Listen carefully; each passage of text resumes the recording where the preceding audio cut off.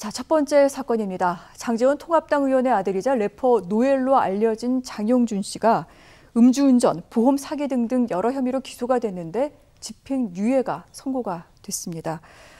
혐의가 좀 위중했다는 그런 생각이 드는데 왜 집행유예가 선고됐는지 좀 의구심을 갖는 분들도 많을 것 같습니다. 설명 좀 해주시죠. 예, 이 사건이 발생된 게 작년 9월 달이었죠.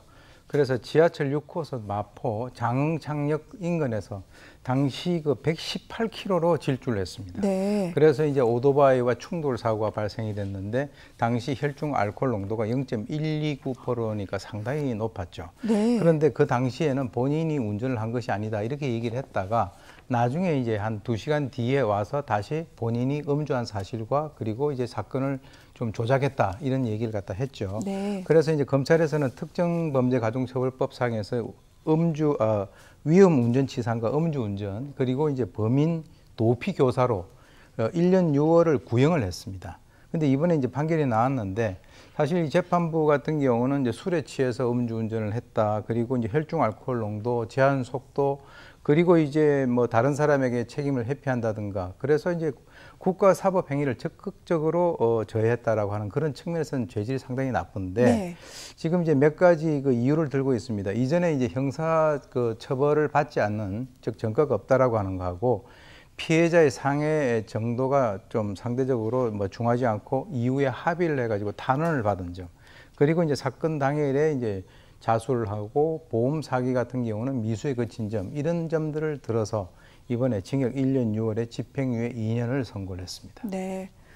뭐 집행유예를 선고했다고 해서 뭐 이것이 가벼운 처벌이자 이렇게 얘기할 수는 없겠습니다만 여러 가지 법 감정상 여러 가지 또 의심이 드는 것도 사실인 것 같습니다. 자, 법원에서는 집행유예를 내린 이유 가운데 하나가 장 씨가 사건 당일에 수사기관에 자수한 점도 좀 참작이 됐다. 뭐 이렇게 또 얘기를 한 것 같습니다. 그런데 수사를 했던 경찰의 판단은 법원과는 좀 다릅니다. 지난해 9월 사건이 발생한 지 이틀 뒤에 민감용 경찰청장이 기자간담회를 열었는데 경찰이 추적을 하고 또 제3자까지 이제 확인 작업을 하니까 여기에 쫓겨서 장 씨가 자수를 한 게 아닌가 싶다. 이렇게 얘기를 했습니다. 즉 자수를 한 것이 본인이 잘못을 뉘우치려는 의도였는지는 좀 의문이 든다. 이런 취지였던 게 아닌가 싶은데요. 네, 당시 이제 이틀 뒤에 경찰청장이 직접 기자간담회를 한 것은 좀 특이한 것인데 그때 당시에 즉 다시 말해서 이제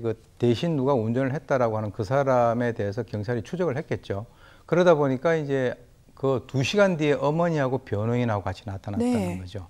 그러니까 형법 제52조에 보게 된다면 실제로 죄를 범한 뒤에 수사관서에 자수를 하게 되면은 또 형을 갖다가 감경이나 면제할 수 있다라고 하는 규정이 있기 때문에 이것은 뉘우쳤다라기보다는 그 당시 상황이 이거는 그 상태로 나가다가는 정말 아주 죄질이 좋지 않아 가지고 매우 엄한 처벌을 받을 수 있다라고 하는 그런 어떤 변호인의 조력이라든가 네. 또 어머니의 판단이라든가 이런 것들이 있지 않았겠는가 하는 생각이 들어요. 그러니까 이제 그 자수를 한 것이 전부 다 본인이 뉘우쳐서 자수를 하는 그런 경우도 있고 네. 또 어떤 법적인 측면에서 빨리 자수를 하는 것이 본인에게 좀 이익이겠다라고 판단을 했을 때 자수를 할 수도 있는 그런 사항이죠. 자수했다는 그 사실만을 놓고 판단할 수밖에 없는 상황이군요. 그렇습니다. 예. 그렇군요. 알겠습니다. 자, 그런데 죄질이 음주운전, 운전자 바꿔치기까지 했습니다. 사실 이런 경우에 실형이 선고됐던 경우가 더 많았던 것 같고요. 그래서 판결을 두고 논란이 일고 있는 데다가 검찰마저도 좀 기소가 느슨했다. 이런 비판까지 일고 있습니다. 어떻게 봐야 될까요? 글쎄요, 이제 사실 그 당시는 보통 일반인이 아니고 그 당시 현직 국회의원의 아들인 그런 입장이고 또 이제 해당되는 바로 당사자가 그 이전에도 약간 좀 이렇게 문제가 되는 그런 발언들을 통해서 사람들의 관심이 상당히 있는 그런 상태에서 사고가 발생하지 않았습니까?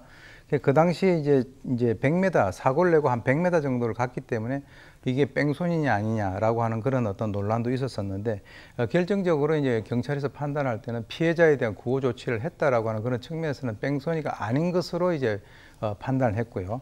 또 이제 관련되는 사람들의 휴대폰을 통해서 통화 내역이라든가 혹시 어떤 금전적인 것이 왔다 갔다 하지 않았나 이것을 확인을 해봤는데 그것은 없었던 것으로 그렇게 나와 있습니다.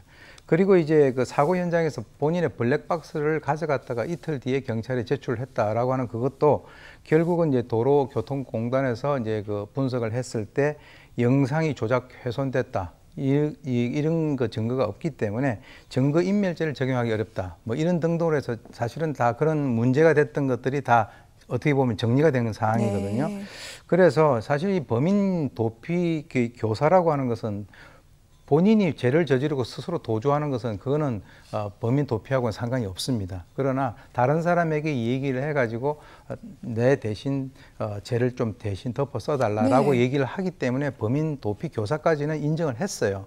그런데 이제 최근에 그 판례를 보게 되면 2018년 11월 달에 0.194% 혈중 알코올 농도를 가지고 약 한 20km를 그 운행을 하다가 사고가 나자 연인에게 그것을 좀 대신 운전을 했다라고 그렇게 얘기를 해서 네. 사건을 조작했던 사람에게 범인 도피 교사죄 같은 것이 적용이 돼 가지고 징역 10월에 그 당시에도 집행유예 2년이 나왔다는 거죠. 그러니까 사실은 이것은 실형이 선고된 그런 경우도 있고 또 집행유예 나온 네. 그런 경우도 있기 때문에 뭐 이것 하나만 가지고 이제 특별히 이것이 느슨했다 아니다 이렇게 우리가 판단하기는 쉽지 않을 것 같습니다. 워낙에 관심이 많은 사안이기 때문에 우리가 그렇게 느껴지는 것이지 일단 판례 등등을 좀 더 살펴야 될 필요가 있겠군요. 그렇습니다. 알겠습니다.